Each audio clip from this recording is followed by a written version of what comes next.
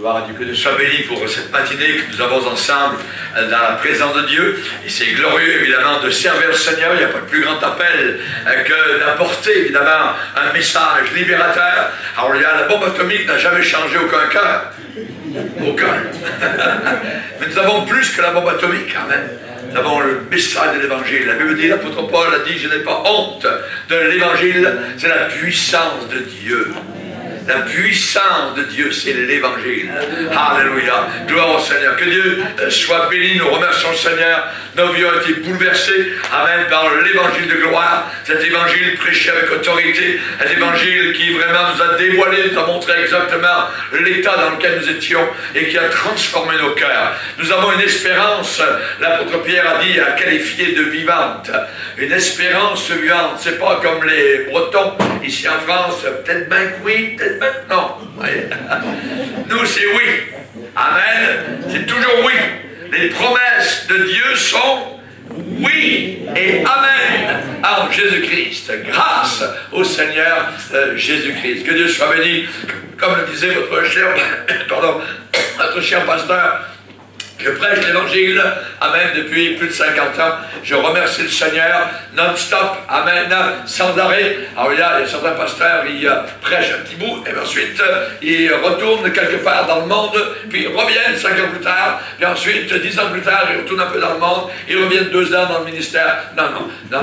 L'appel de Dieu, c'est l'appel de Dieu, amen. Quand on est appelé, alors il y a, je me rappelle, lorsque j'ai quitté la marine, j'ai travaillé un bout de temps dans l'hôtel touristique de Nouvelle-Calédonie, qui est actuellement le Club Med. J'étais intendant dans la marine et aussi dans cet hôtel. Et quand le m'a appelé, le directeur de l'hôtel a dit vous voulez aller faire curer? J'ai dit non, je ne veux pas faire curer. J'ai dit je vais aller étudier la Bible.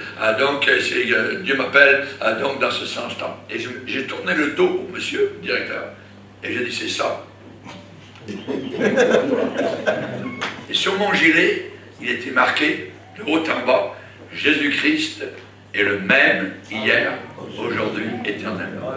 Alors, j'ai même baladé avec ce gilet. Alors, regarde, partout où j'allais, quand je prenais l'autobus et que je payais mon ticket, tous les gens de l'autobus voyaient, ils disaient bien, en gros. J'ai dit, c'est à cause de ça. Il dit, mais jeune homme, il dit, on va augmenter votre salaire, restez avec nous, ça va très bien, tout ça, vous allez perdre votre vie. Il dit, non, je m'en vais. Et je peux vous dire, évidemment, plus de 50 ans plus tard, je n'ai jamais perdu ma vie. J'ai fait le meilleur choix qui puisse exister sur cette terre. Et je suis en route vers une gloire, amen, qui ne finira jamais. Alléluia. Hier, on a eu un temps merveilleux, alléluia, dans la parole de Dieu, amen, avec les diapos, et vraiment, ceux qui n'étaient pas là, amen, commandez-les ici à l'église, vous aurez quelque chose à vous nourrir pendant plus de 2 heures, amen, sur, évidemment, les événements de la fin des temps. Et j'aimerais, évidemment, donc, ce matin, vous saluer avec par rapport aux frères et sœurs du Canada, ma chère épouse André, alléluia, particulièrement, donc, qui a toujours le sourire, amen, sur le visage. Je suis encore en amour avec elle, plus de 40 ans après être marié. Alléluia, gloire au Seigneur. Elle n'est pas ma 3e femme, non, elle est mon unique femme. Amen, gloire au Seigneur. Gloire au Seigneur. Je bénis le Seigneur. Pourquoi? Eh bien, parce que la Bible dit, l'homme quittera son père et sa mère et s'attachera à sa femme. Amen. Pas à ses femmes, à sa femme. Et je bénis le Seigneur. Quand je suis en Afrique, quand je suis en Asie, quand je suis en Amérique ou que ce soit ou ailleurs, amen, je suis toujours fidèle parce que j'ai ici quelque chose qui me parle d'une alliance. Et je me rappellerai toujours le 2 août 75, quand je suis entré dans la petite église et que j'ai épousé ma fiancée, c'était devant Dieu et devant les hommes. Et je remercie le Seigneur. Alors, par sa grâce, je suis resté fidèle à ses vœux. La Bible dit, quand tu fais un vœu à Dieu, amen, ne sois pas un insensé. Garde la promesse. Garde tes vœux. Alléluia. Le diable a essayé de détruire ton foyer. Reste fidèle au Seigneur. Prie, mets-toi à genoux. Regarde pas la femme à côté tout de suite. Hey! Non! Ton épouse, Dieu peut la gagner, peut la tirer vers lui, comme il t'a tiré vers lui aussi. Amen. Gloire au Seigneur. Ça, c'est juste en parenthèse. Amen. Est-ce qu'on est prêt pour la parole de Dieu? Amen. On va se lever ensemble.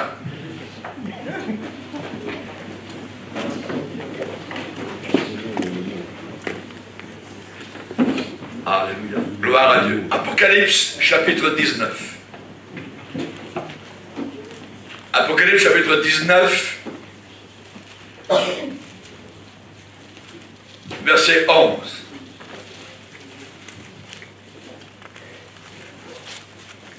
Le titre du message, invasion spatiale. Invasion spatiale. Puis je vis le ciel ouvert, et voici parut un cheval blanc.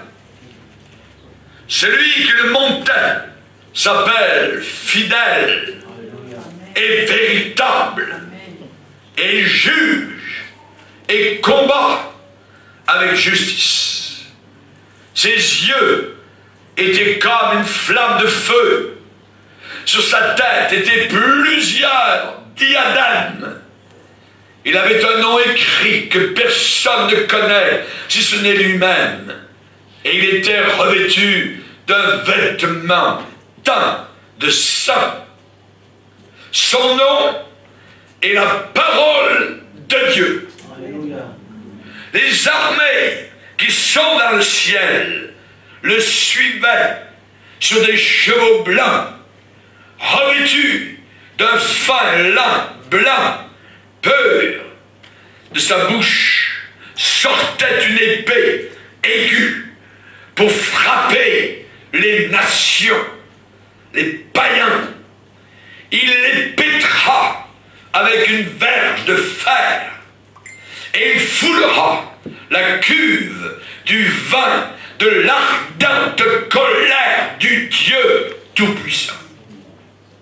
Il avait sur son vêtement, sur sa cuisse, un nom écrit, Roi des rois. Alléluia. Et Seigneur des seigneurs. Amen. Amen. Notre Père, nous te bénissons. Nous inclinons à ta présence glorieuse, majestueuse. Tout genou fléchira un jour à ta présence. Ton plan, ton agenda, prévu depuis des millénaires, depuis toute éternité, va se réaliser à la lettre, telle que la boussole que tu nous as laissée sur la terre, la Bible, le déclare. Nous te demandons particulièrement, Seigneur, de bénir ceux et celles qui nous écoutent dans ce lieu et ceux qui nous regardent à la télévision. Que la puissance de Dieu les touche aux quatre coins de la planète Terre. Te demandons, s'il te plaît, dans ces derniers jours, Seigneur, bien fragiles et bien rapides, que nous puissions prendre garde, marcher avec sagesse, pendant le temps qui nous reste à vivre dans le corps mortel dans lequel nous nous trouvons. Amen. Et tout le peuple dit Amen. Amen. On peut s'asseoir, frères et sœurs. Invasion spatiale. Les hommes osent poser toutes sortes de questions.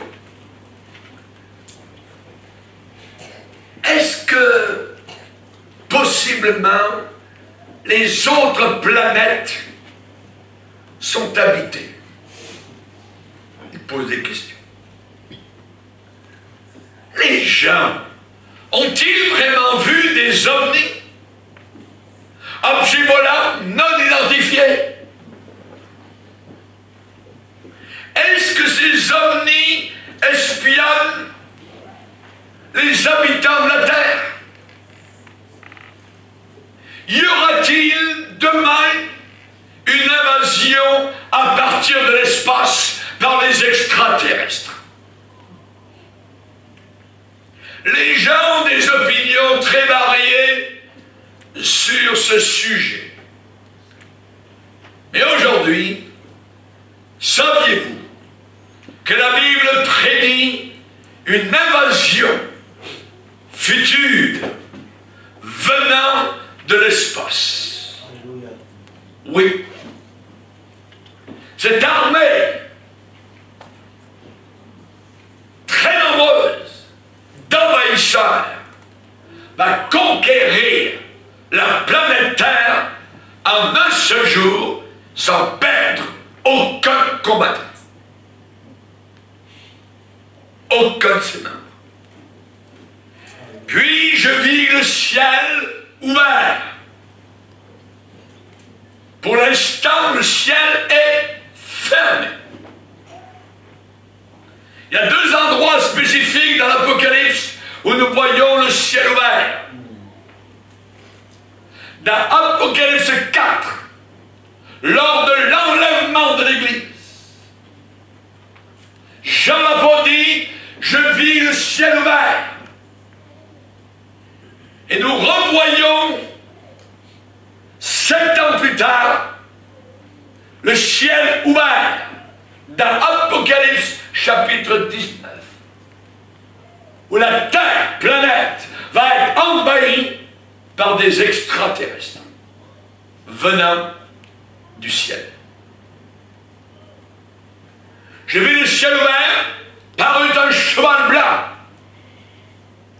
Celui qui le montait s'appelle fidèle et véritable.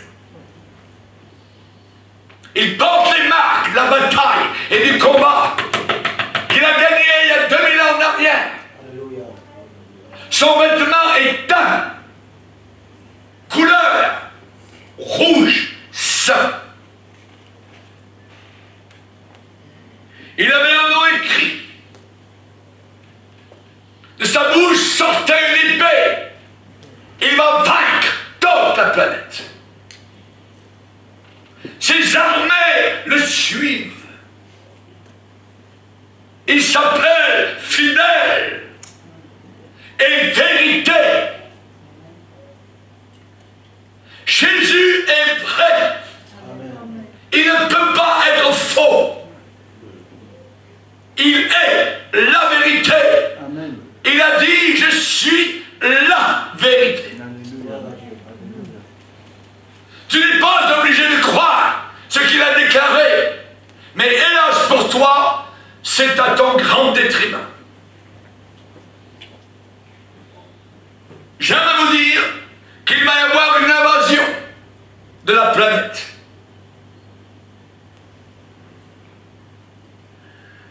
La plupart des nations,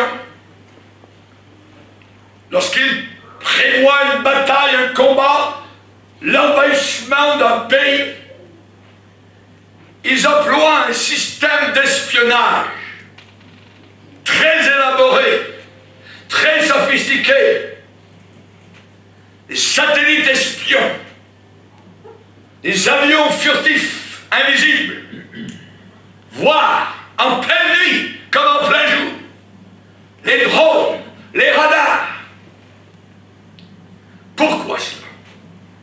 Ces nations font cela pour découvrir les forces et les faiblesses de leurs ennemis et pour choisir le meilleur moment pour attaquer, le meilleur lieu, la meilleure localisation pour lancer une attaque d'envahissement. Les armées du ciel n'ont aucun système d'espionnage ni de radar. Parce que le commandant en chef de ces armées connaît déjà la fin depuis le début. Ésaïe 46, j'annonce dès le commencement ce qui doit arriver. Ça va arriver. C'est un must. Le verbe est devoir, ce qui doit arriver. Et longtemps d'avance, ce qui n'est pas encore accompli. Le Seigneur, dans Actes des Apôtres 15, fait ces choses à qui elles sont connues de toute éternité. Lisez bien ce livre, la Bible, attentivement, précieusement, parce que tout ce qui est écrit va se réaliser à la lettre. Alléluia. Les barres des T, les points sur les I, tout s'accomplira. C'est lui, le commandant en chef des armées célestes, qui a inspiré un livre qui donne force détail beaucoup de détails sur le futur et sur l'avenir de cette planète.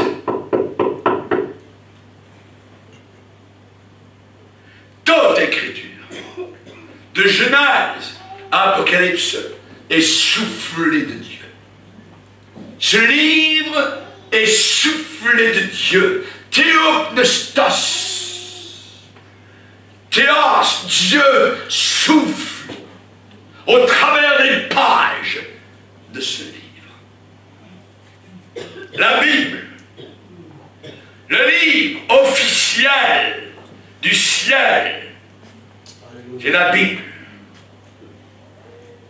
Cette Bible nous dit que Dieu est très conscient des faiblesses de l'ennemi et des forces de l'ennemi.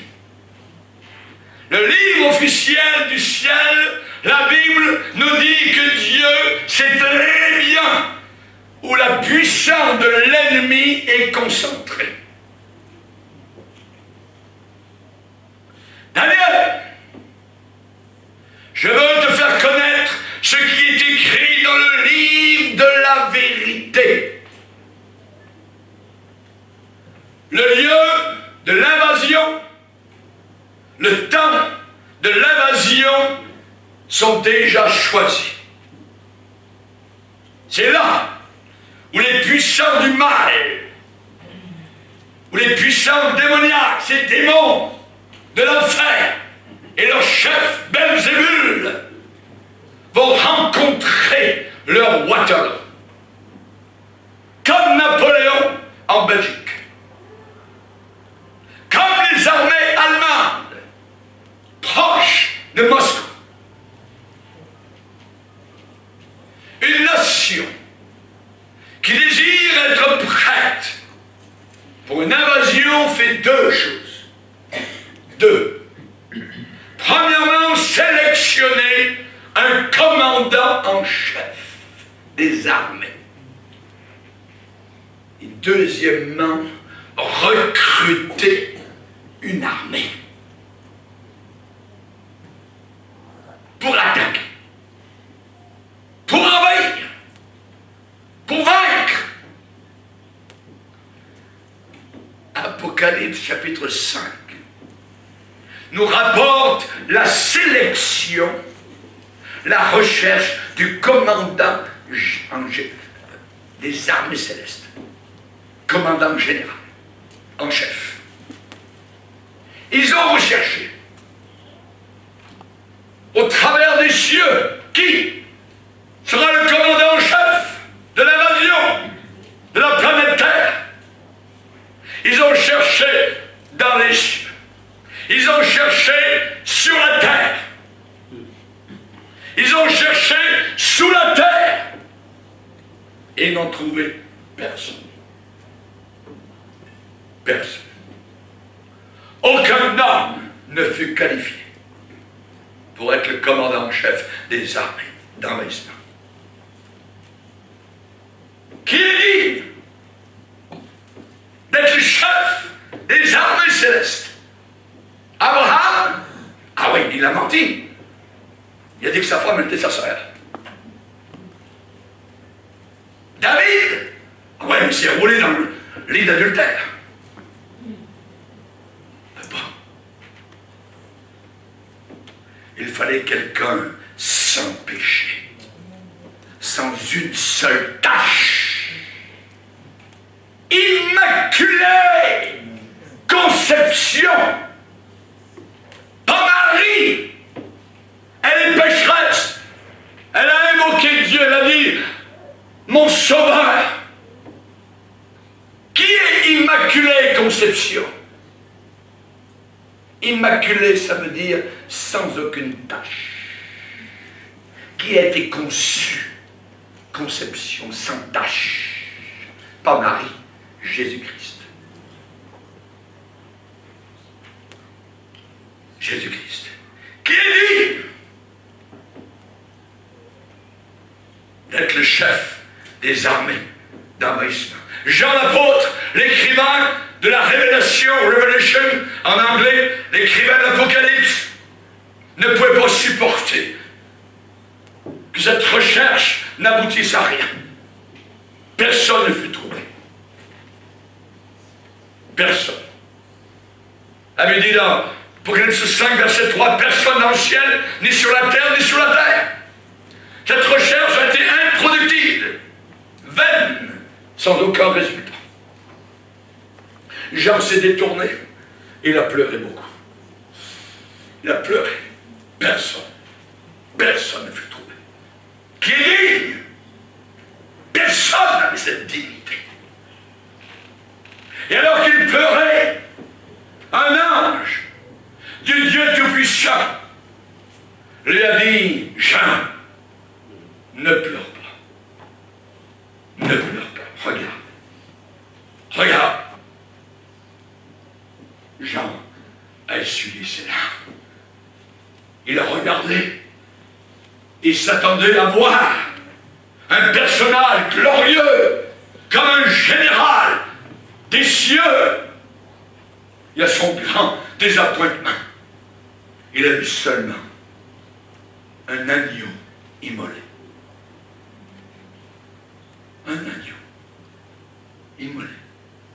Commandant en chef des armées des cieux.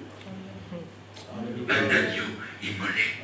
Je vis au milieu du trône. Ça veut dire quelqu'un qui est sur le trône, quelqu'un qui est roi. Pilate lui a posé la question, hey, es-tu roi? Jésus a répondu, tu le dis, je suis roi. Et maintenant, ce roi est sur le trône de gloire, et il est comme un agneau.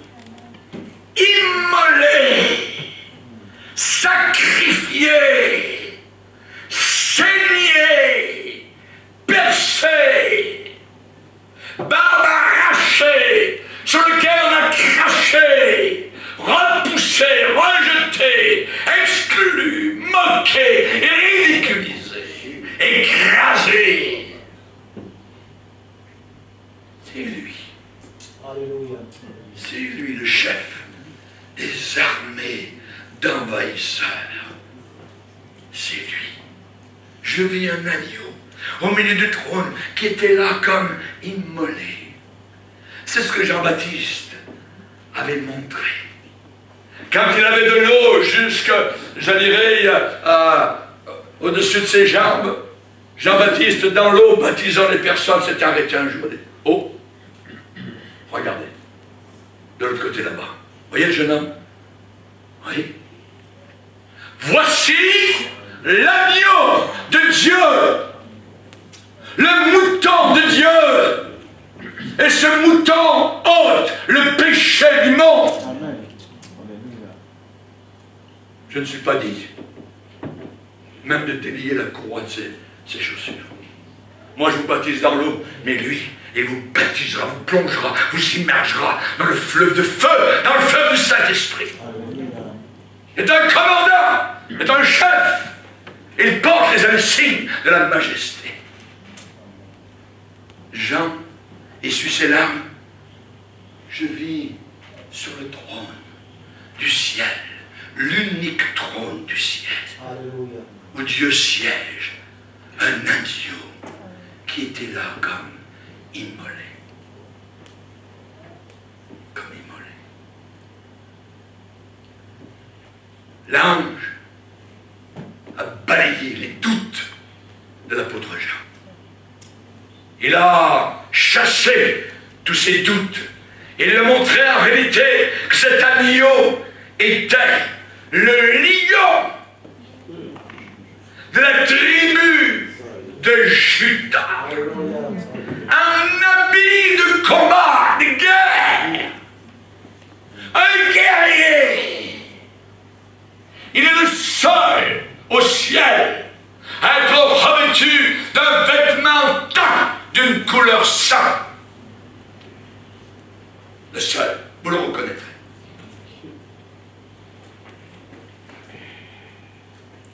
Jean a dit, ses yeux étaient comme une flamme de feu.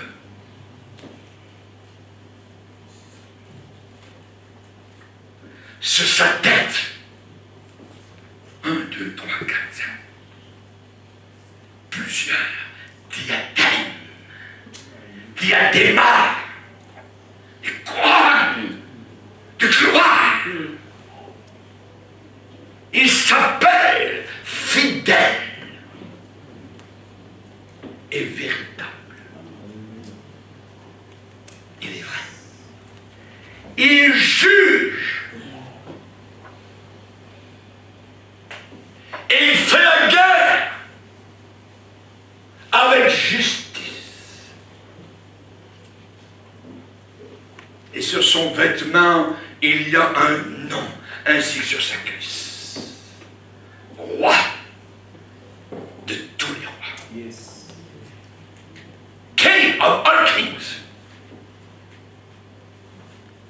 Seigneur de tous les seigneurs. Alléluia. Lord of all lords.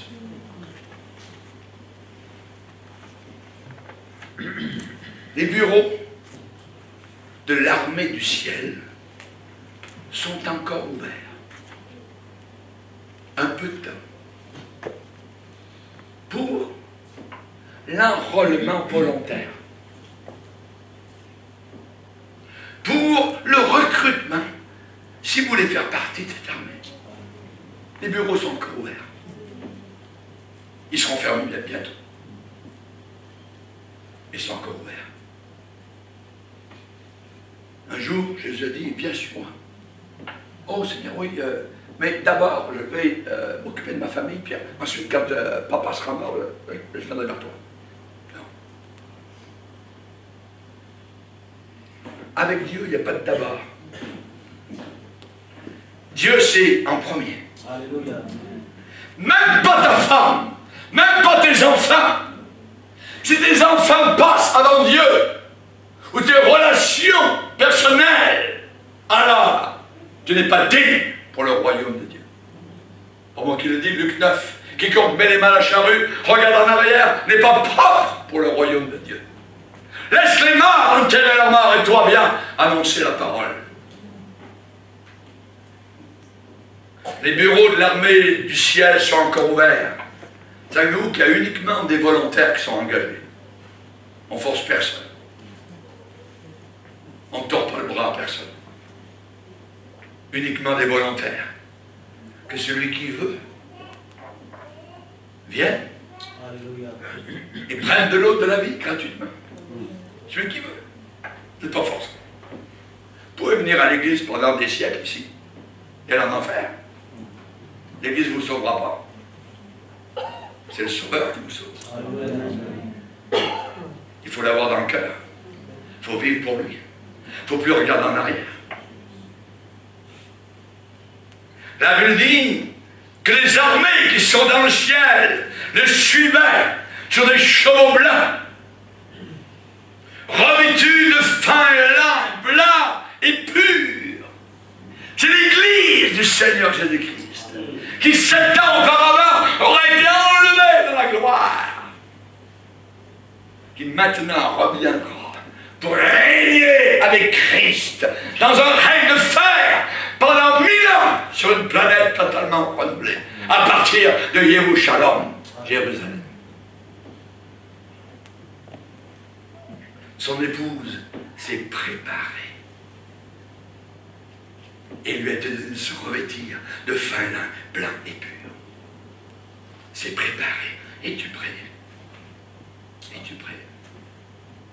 Au Canada, le Seigneur nous a rappelé dans un message en langue interprétée. Juste avant que j'arrive, dimanche. Es-tu prêt? Je reviens soudainement. Église de Dieu, es-tu prête? Tu vas tout quitter. D'un coup, en un instant, en un clin d'œil. Son épouse s'est préparée. Le temps est court. Jésus a appelé les premiers soldats sur les rivages de la mer de Galilée. Jacques, Jean, venez, suivez-moi. Laissez-les filer. Je ferai pécheur d'homme. Il a commencé à recruter. reçu ses ordres dans la chambre haute. C'est ici mon commandement. C'est un commandant qui parle. Comment? Aimez-vous les uns les autres. Dans la chambre haute, ils ont reçu ces ordres de marche, des devoirs à accomplir, des nouvelles recrues. Si vous m'aimez, vous dites que vous m'aimez, gardez mes commandements. Je suis un commandant. Il ne faut pas dire, oh j'aime le Seigneur, ou il aime beaucoup le Seigneur, ou elle aime beaucoup le Seigneur. Ça ne veut rien dire ça. Est-ce que vous gardez ces ordres de marche?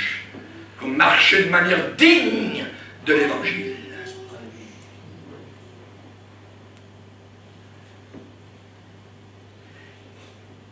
La Bible dit dans le premier chapitre que Jésus donna ses ordres par le Saint-Esprit aux apôtres qu'il avait choisis avant de remonter au ciel. Il y a une multitude de soldats recrutés maintenant de toutes les nations de la planète Terre. Jean les a vus là-haut dans la gloire. Ils venaient de toute nation, de toute couleur, de toute tribu. Le Seigneur est en train de recruter cette armée qui va envahir la planète Terre, actuellement. Et dans Éphésiens 6, on a la description, ces soldats, ces combattants. J'ai fait un cours au Canada sur les troupes de choc. 20 leçons. Sur le soldat romain en bataille. Puisque Paul s'est servi de l'image du soldat romain, avec le casque, avec l'épée, avec la cuirasse, avec les chaussures, dans la bataille. Lorsqu'ils accomplissaient la bataille, lorsqu'ils se mettaient avec les boucliers au-dessus, sur les côtés, et qu'ils avançaient, c'était sous leurs pieds des morts, des cadavres. Plus que vainqueurs. Jésus dit, vous marcherez sur les serpents, les scorpions, toute la puissance du diable, rien ne pourra vous nuire. Rien. R-I-E-N. Rien. Rien. Bientôt, Jésus va faire quelque chose là-haut dans le ciel. Il va parler à son ange, Gabriel. Gabriel, viens ici. Tu peux fermer tes ailes. Écoute, j'ai une mission pour toi. Tu es allé plusieurs fois vers le prophète Daniel. Je t'ai envoyé vers le père de Jean-Baptiste. Je t'ai envoyé vers Marie. J'ai une mission pour toi. Oui, maître. Oui, Seigneur. Tu sais, là-bas, mes enfants sur la terre, mes véritables, mes combattants, mes soldats, mes troupes de choc, leur travail sur terre maintenant est achevé. Alléluia. Prends ta trompette et souffle. Appelle tous les soldats qu'ils montent de la planète Terre. Alléluia. Et qu'ils viennent au QG, au quartier généraux. J'ai une mission très spéciale pour eux. Gabriel va s'avancer, va se saisir de sa trompette, va la mettre à ses lèvres. Et soudain, sur la planète Terre, des millions de personnes, des chrétiens enterrés, ceux qui sont morts, les chrétiens dans le naufrage, tout ça d'un coup va ressusciter, va monter au ciel, dans la gloire, en un instant, en un clin d'œil, car la trompette de Gabriel va sonner. Alléluia. La Bible dit, nous serons tous en un instant enlevés. Enlevés. Alléluia. Le verbe grec, c'est harpazo. Harpazo, ça veut dire, comme Paul, la foule veut le lyncher. Alors les soldats romains ont saisi Paul, l'ont arraché de la foule qui voulait tuer Paul et l'ont placé dans la tour Antonia pour le protéger. Arraché. Nous serons arrachés, enlevés, harpazo. Déracinés de cette terre. Soudainement, la puissance de Dieu va nous saisir, que ce soit le jour ou la nuit. Comment Dieu est-il capable de maintenir des nuages avec des centaines de milliers de kilos dans le ciel, dans les airs? Et tout tient comme ça. Notre Sauveur est tout puissant. Il est capable de prendre ces hommes et ces femmes et il les connaît. Le Seigneur connaît ceux et celles qui lui appartiennent. Ce n'est pas qu'ils appartiennent à une dénomination. Ce n'est pas qu'ils appartiennent à une certaine église. Qui lui appartiennent. Appartiens-tu à Jésus? As-tu donné ton cœur totalement, complètement, librement à Jésus? Gabriel va sonner la trompette d'un coup étourdissant qui sera entendu aux quatre coins de la planète Terre. En un seul instant, en un clin d'œil, l'armée du ciel maîtrisera les lieux. Alléluia. Quelle vision ce sera. Cette armée innombrable qui est habituée au combat de la guerre, qui porte les cicatrices de la bataille, va se lever de terre pour se tenir devant le trône. Monte ici. L'enlèvement a lieu à Apocalypse chapitre 4. Monte ici. Je vis une porte ouverte dans le ciel. Et la première chose que j'ai vue en arrivant au ciel, un trône très élevé. Et sur ce trône, quelqu'un était assis. Le trône était environné d'un arc-en-ciel. Les LGBT, ils ont pris l'arc-en-ciel. C'est Satan qui veut prendre cette marque. L'arc-en-ciel, c'est la marque du trône de Jésus-Christ. Satan se moque de la Bible. Aucun homosexuel sera au ciel. Autant que vous me voyez ici, regardez-moi bien le bout du nez. Aucun homosexuel n'entrera dans le ciel. Aucune lesbienne, aucun perverti, aucun impudique. Aucun voleur, aucun menteur. Aucun. Cette armée qui va disparaître est habituée à la bataille. Cette semaine, as-tu bataillé? As-tu lutté? As-tu vaincu la tentation, le diable, les démons? La Bible dit que tu as le pouvoir de chasser les démons. Chasse-les! S'ils sont dans ta chambre, chasse-les! S'ils sont sous la douche, chasse-les!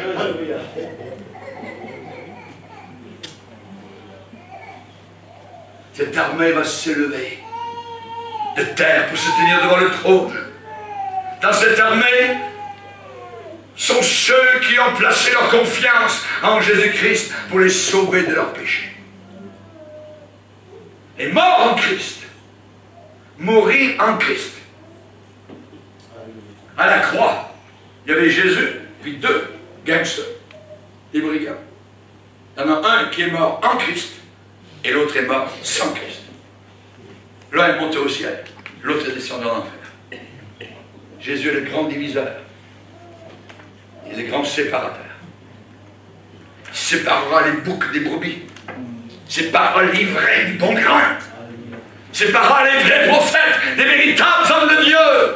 Des fausses églises, des véritables églises. Il connaît ceux et celles qui lui appartiennent. De deux personnes dans un lit, l'une sera prise, l'autre laissée pour l'Antichrist. Deux personnes au travail, l'un sera pris, l'autre laissé pour l'enfer sur terre pendant 7 ans. Ceux qui monteront dans ce jour merveilleux et glorieux seront transformés en un seul instant. Alléluia. De créatures terrestres en êtres célestes. Amen. Pour être toujours avec le Seigneur. Amen. Et ainsi nous serons toujours avec lui. Amen. Toujours avec lui. Cet événement s'appelle l'enlèvement. L'enlèvement de l'Église. Arraché de ce monde. Nous serons devant le trône et qu'est-ce que nous ferons? Nous prendrons nos couronnes, nous les jetterons devant ce trône. C'est à toi, Seigneur, qu'appartient la gloire, l'honneur et la puissance. Chers amis, j'aimerais vous donner 3 conseils. Si vous oubliez toutes les prédications, que j'ai fait dans la région, depuis que je suis arrivé, c'était la 7e. N'oubliez jamais ça, c'est simple. La première chose, n'oubliez jamais la fosse d'où vous avez été tiré. N'oubliez jamais la puanteur, l'horreur, l'abysse. Deuxièmement, ne prenez jamais, au grand jamais, la gloire de Dieu pour vous. Alléluia. C'est très dangereux. Le message de Noël, à Dieu soit la gloire. Amen. Alléluia. À Dieu. Aujourd'hui, des pasteurs, des chanteurs, quoi que ce soit, ils veulent la gloire, puis l'espoir. Là. Si Jésus est arrivé ici, là, Alléluia. il faut que je diminue. Amen. Amen. Et troisièmement, comptez toujours sur le Seigneur. Alléluia. Toujours. Pas sur vous, pas sur vos diplômes, pas sur votre intelligence, elle est pourrie. Comptez sur le Seigneur. Appuie-toi sur le Seigneur. Maudit soit l'homme qui prend la chair pour son appui, qui détourne son cœur de l'Éternel, qui s'appuie sur ses propres conseils. Mais béni soit l'homme qui s'appuie sur le Seigneur. Tu vas rester vert quand tous les autres sont desséchés. Tu vas continuer à verdir et à porter des fruits. Qu'est-ce que Moïse a dit au pied de la montagne? À moi, ceux qui sont pour l'Éternel. Alors qu'ils dansaient, alors qu'ils se démettaient, alors qu'ils montraient leur balai, ainsi de suite, tout ça, et qu'il y avait une fornication inimaginable, en train d'adorer monsieur, maman, le veau nord, l'argent. Qu'est-ce qu'on fait pas pour l'argent?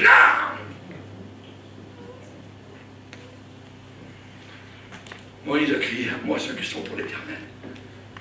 Venez vers moi, ceux qui sont pour l'Éternel. Et ce sont uniquement ceux qui sont pour l'Éternel qui vont venir vers notre Moïse céleste, notre Jésus. Parce qu'il va redescendre, non pas de la montagne du Sinaï, il va redescendre du ciel. Amen. Il pensait là, en bas, où est-il ce Jésus? Oh, on a entendu parler du retour de Jésus depuis que je suis petit, là, avec le dimanche, tout ça, puis il n'est jamais venu. Ah ouais, il va revenir soudain. Soudainement. Si tu es dans le lit de l'adultère, tu resteras. Tu ne monteras pas. Il y a une fausse doctrine à l'intérieur de l'Église. Sauvé, toujours sauvé. Une fois que tu es sauvé, tu restes toujours sauvé. Si vous croyez ça, ça peut vous emmener jusqu'au fond de l'enfer, pour l'éternité. Parce qu'il y a des gens qui ont pris des libertés inimaginables. Je suis sauvé, toujours sauvé, tout ça. J'avais au téléphone un jeune homme qui m'a téléphoné et dit, pasteur, il faut que je vous le dise. Il y a 15 ans que j'ai accepté le Seigneur. Et juste quelques mois après que j'ai été sauvé, il y a un chrétien qui m'a dit, tu sais ce livre, la Bible, tu ne pourras jamais arriver à le vivre. C'est impossible à vivre ce qui est écrit dans ce livre. J'ai cru ce mensonge et ce poison. Et je suis retourné dans le monde.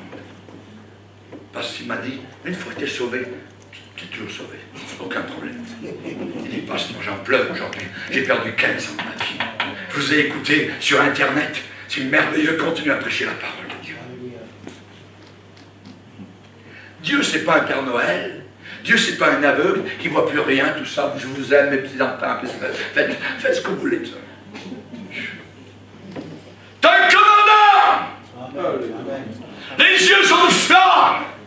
Il sait ce que tu as fait cette semaine, où tu as été, ce que tu as regardé, ce que tu as lu, ce que tu as écouté, le jour et la nuit. Des yeux de flamme.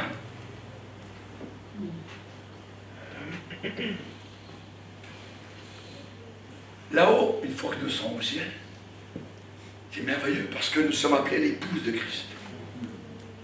Donc il va y avoir un mariage céleste. Imaginez. Imaginez. Nous allons vers une noce. Au 1er siècle, 2e siècle, les chrétiens ont été persécutés. On disait, les chrétiens aux arènes, les chrétiens aux lions,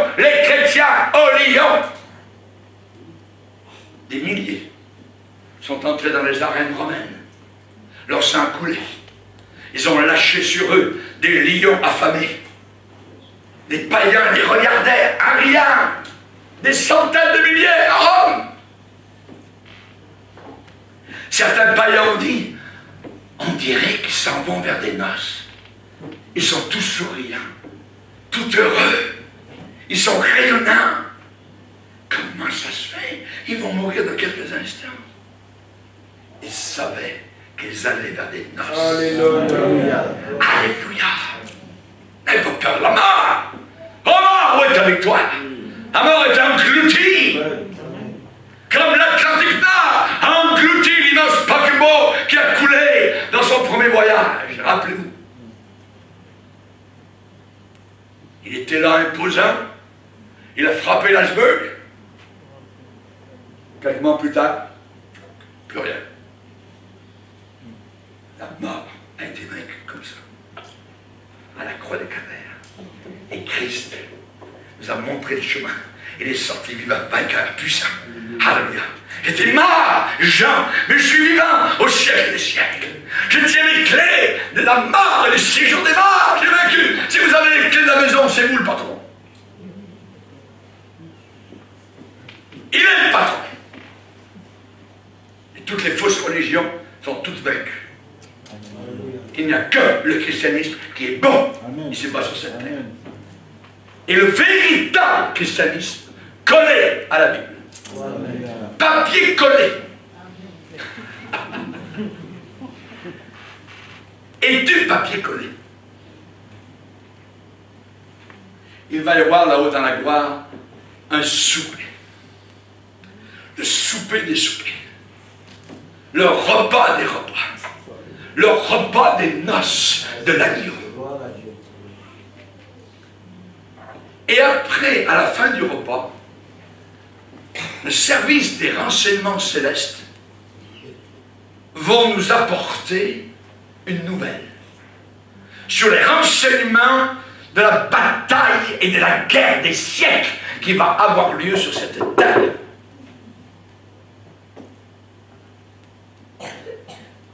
Nous allons monter sur nos chevaux. Pasteur, j'ai jamais fait du cheval. Laisse faire. Tu vas savoir faire du cheval quand tu seras monté. Ça va monter sur les étalons célestes. On va sauter sur nos montures. On va atteindre le signal. Les cris de guerre. Jean a décrit le cheval de bataille. Le tank de l'époque. Le cheval est bouillonnant d'ardeur. Il ne peut pas se contenir au bruit de la trompette qui sonne. Quand la trompette sonne, le cheval dit yeah! En avant! Amen. En avant! De loin, le cheval flaire la bataille. Il entend la voix tonnante des chefs et les cris de guerre. Pourquoi Dieu va-t-il envahir la terre? Avec ses armées, avec nous. Qu'est-ce qui justifie cela? Quelle raison? Eh bien, les pensées méchantes des hommes n'auront jamais été aussi pires qu'à ce moment-là. Leurs péchés se seront accumulés depuis de nombreuses années. Les péchés se seront empilés, empilés, empilés. Depuis quelques années, ici-bas sur terre des gens, la corruption a créé un sommet effroyable. Vous dites, mais où est-ce qu'on s'en va? Et ça peut être pire que ça. Des gens intelligents, mariés 2 femmes. Des gens intelligents, mariés 2 hommes. Ils sont fous, alliés. Insensés. Changer de sexe. La guerre des gens, c'est ce qui se passe actuellement sur nos îles. Cette terre pourrie en rébellion contre le Créateur. Le sein de la terre aura été enlevé auparavant. C'est nous. Alléluia. Le sel, c'est ce qui empêche la corruption. Les marins, auparavant, lorsqu'ils partaient en mer pour plusieurs semaines, ils emmenaient des barils de poissons, c'était rempli de sel pour les conserver. Le sel de la terre aura été enlevé. Ce qui veut dire que la corruption pourra aller grand train avec l'Antichrist. La moralité actuellement est abandonnée à un niveau de corruption totale. Nous sommes passés d'une génération, juste l'ancienne, qui croyait encore au mariage. Maintenant, les jeunes s'en foutent complètement, ils crachent sur le mariage. Je t'aime ma chérie, viens, on va rentrer en appartement. Tu iras parler de ça à Dieu.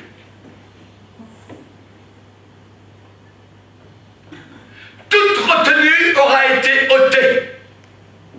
La lumière du monde, l'Église, aura été enlevée. Et ce monde sera laissé dans les ténèbres terribles et obscures. À peu près comme si toutes les prisons actuelles sont vidées. Et on laisse libre tous ces gens courir dans les rues. C'est ce qui va arriver. Le grand voleur, Jésus-Christ, sera venu. Et le monde sera vidé de sa richesse, sa noblesse. Alors les puissants du mal vont trouver qu'il n'y a maintenant plus aucune résistance. Et comme ces puissants diaboliques savent très bien qu'elles ont peu de temps, alors elles vont exploiter, ravager ceux qui seront restés sur la terre après l'enlèvement. L'Antichrist va draguer la noblesse de l'homme au niveau de l'animal. L'Antichrist va abaisser, va écraser la noblesse de l'homme. Il sera intoxiqué soudainement par une puissance soudaine, celle de Satan qui le possédera comme Hitler était possédé. L'Antichrist va s'établir, se monter au niveau de Dieu, déclarer qu'il est Dieu, et fera des miracles pour des gens crédules qui auront rejeté Jésus-Christ. Il sera adoré par toute la terre. Ils le voudront. L'Antichrist récompensera tout homme qui va plier devant lui avec sa marque de commerce 666. Et il punira de mort ceux qui ne voudront pas plier dans son nouvel ordre mondial. Déjà à l'époque, Sarkozy déclarait ça en France. Nous allons établir un ordre mondial, un nouvel ordre mondial, et personne ne pourra nous résister. Il a l'esprit de l'Antichrist. C'est un exemple, il y a beaucoup d'autres aujourd'hui. Tous les Illuminati, tous les francs-maçons, ils ont un agenda. Détruire la famille, détruire l'Église. Ensuite viendra le plan diabolique qui éclipsera totalement toutes les autres méchancetés de l'Antichrist. Il dira, brisons ces liens, délivrons-nous de ces chaînes. On veut descendre. Celui qui est loin de Dieu, tirons-le des cieux, qu'il descende. Il va blasphémer. Le puissant fleuve d'Euphrate au Moyen-Orient sera asséché. Le lit sera sec pour que le chemin des rois de l'Orient puisse être ouvert. Une armée de 200 millions d'hommes va marcher contre Israël. Et il n'y a que les Chinois qui actuellement ont une armée aussi nombreuse.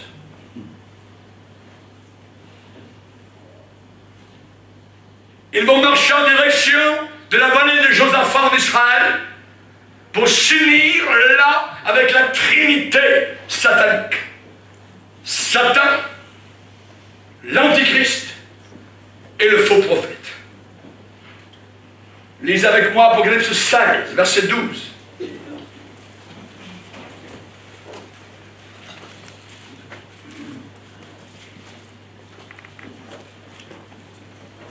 Apocalypse 16, verset 12, le 6e verset la coupe sur le grand fleuve, l'Euphrate.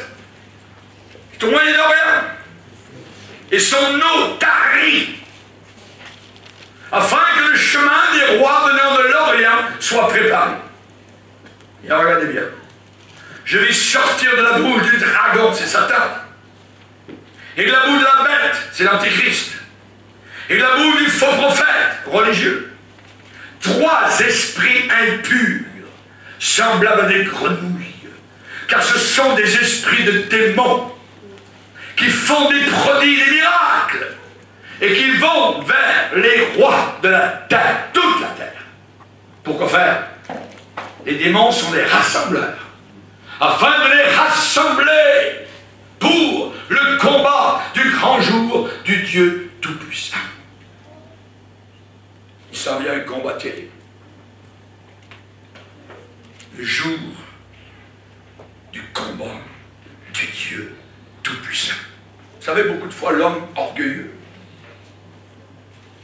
a déclaré, en défiant le ciel, j'ai un Dieu là-haut qui se montre et qui me tue sur place. Dieu a ignoré ce défi. Et l'homme s'est dit, pas de Dieu.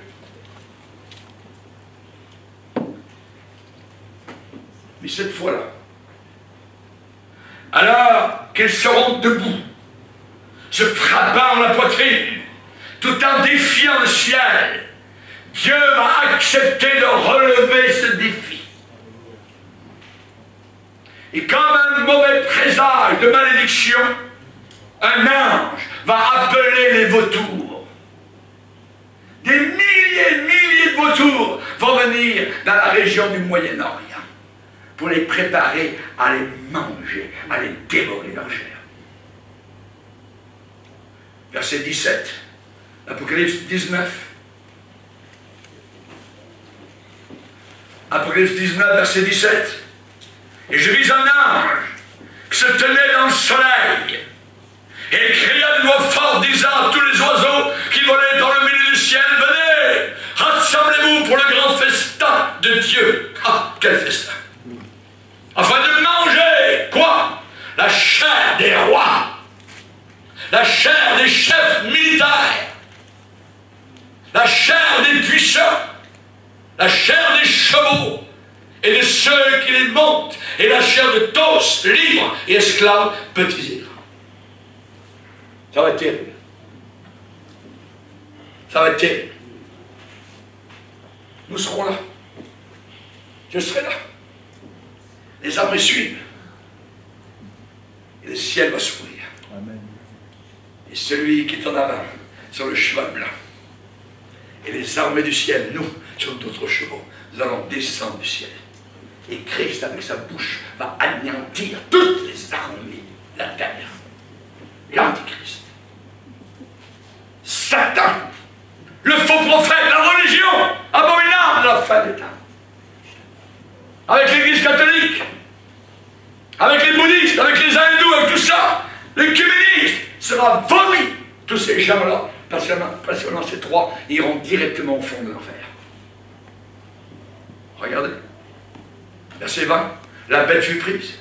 Et avec elle le faux prophète qui avait fait devant elle les prodiges par lesquels il avait séduit ceux qui avaient pris la marque de la bête et adoré son image. Ils furent tous les deux jetés vivants dans l'étang ardent de feu et de soufre.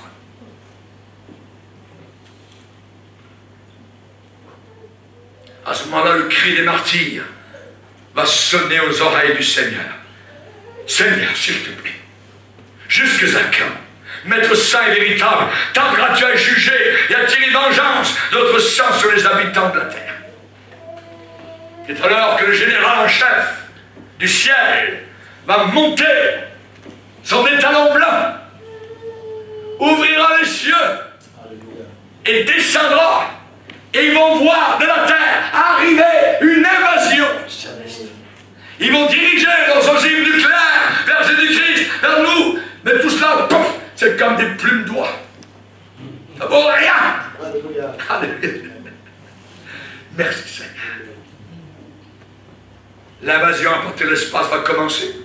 C'est le jour que les démons ont tellement eu peur, ont tellement redouté. Ça sera le jour où les blasphémateurs de tous les siècles, les moqueurs, ont dit que ça n'arriverait jamais. Ça sera le jour où Dieu, dans sa colère contre le péché, va fouler, selon la Bible, la cuve du vin de l'ardente colère du Dieu Tout-Puissant.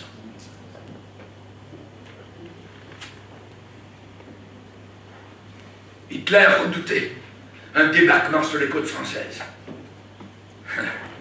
Amis, il y a une autre armée qui s'en vient. Pas d'Angleterre, alléluia, mais des cieux, c'est nous. Nous allons prendre ce monde de force. Et nous régnerons avec Christ pendant 1000 ans sur une terre totalement renouvelée. Et ensuite arrivera les temps éternels. Ce sera le sommet de tous les siècles. Ce sera le jour où l'homme pécheur aura été trop loin. Le jour de cette invasion terrible, remplie de terreur effroyable, le sang coulera jusqu'au museau des chevaux, jusqu'à la hauteur des tanks. Ce sera inimaginable. Sur quelle distance? Sur une distance de 250 km, tout le pays d'Israël. Ce sera une boucherie inimaginable.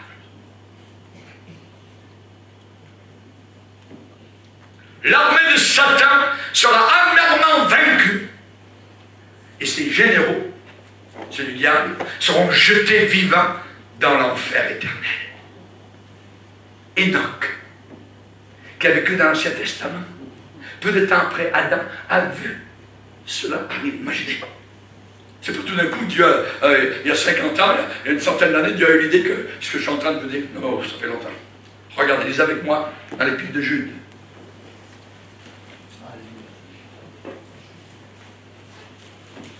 Épître de Jude, versets 14 et 15.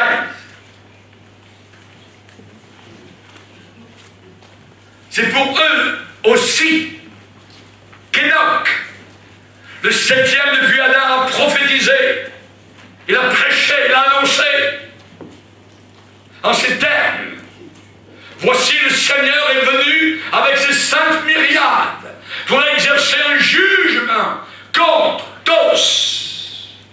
Et pour faire rendre compte à tous les impies parmi eux de tous les actes d'impiété qu'ils ont commis et de toutes les paroles injurieuses qu'ont proférées contre lui des pécheurs impies.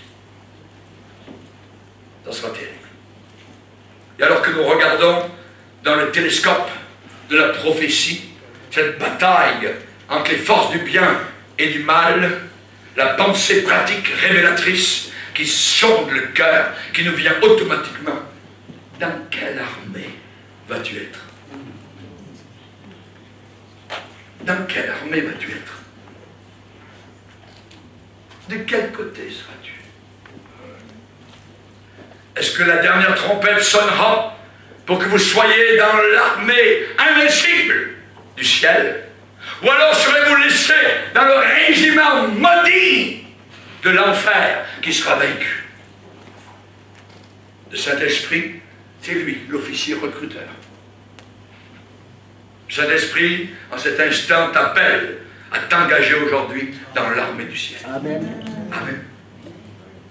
Jean-Baptiste disait déjà dans le Jourdain, qui vous a appris à fuir la colère à venir? Baissons nos têtes et prions Dieu.